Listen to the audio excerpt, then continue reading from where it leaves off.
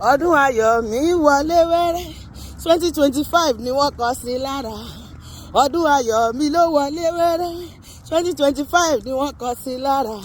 Ọdún ayọ̀ mi ti wọlé wẹ́rẹ́ 2025 ni wọ́n kọ sí lára. Ìwọ ńkọ́? Ọdún ayọ̀ mi ló wọlé wẹ́rẹ́ yìí 2025 ni wọ́n kọ sí lára.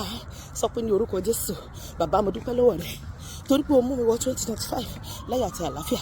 Olúwa mo dúpẹ́ pé 2025 ọdún ayọ̀ ló máa jẹ́ fún mi.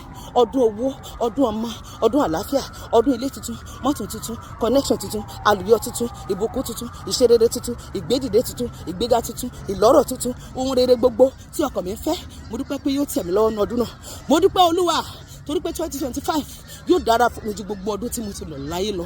Nínú ọdún náà wọn ò rí bá ti ṣe, wọn ò rọ́nà gbégbà máa sọ tàṣẹ ọ̀nà mi á là sí rere. Lọ́dún náà màá rí bá ti ṣe, màá rọ́nà gbégbà, màá lo àlùyọ tó ga.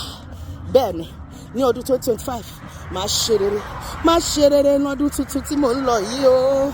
Màá ṣe rere ní 2025 o. Bọ́tà fẹ́ bọ́tà gbọ́. Màá ṣe rere ní 2025. Sọ pé Olúwa ní ọdún 2025 gbogbo ẹni bá rore rò ní kí lè máa jẹ́ sí wọn. Ó ní òun máa bùkún fún àwọn tó bá kò fún mi. Ó ní tó bá fi mí rè ló fèrè. Gbogbo ẹni bá kọjú ọwọ́ ibi sí mi kó fi ṣera wọn. Gbogbo ẹni bá mú orúkọ mi lọ ilé oṣó, ilé àjẹ́, ilé babaláwo, ilé wóríwòrí, ilé ẹlẹ́bọ̀lówó. Olúwa jẹ́ kó bá ẹ pàdé níbẹ̀. Ẹni bá perí mi níbi kó forí ara ẹ̀ gbé. Ẹni fẹ́ kí n ya wèrè kó ya wèrè. Ẹni fẹ́ kí n kú kó gba kú mi kú. Olúwa máa fẹ̀mí ọ̀rọ̀ pẹ̀ mí. Ní ọdún náà mi ò gbọdọ̀ sọkún. Mi ò gbọdọ̀ sọkún gbogbo tí mo kó wọnú ọdún náà. Mi ò gbọdọ̀ pàdánù kankan nù ẹ̀. Lórúkọ Jésù, Olúwa má jẹ́ kí n ní ìbànújẹ́ ní ọdún náà.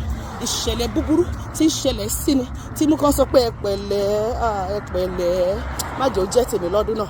Bẹ́ẹ̀ ló máa rí o lórúkọ Jésù. Àmín.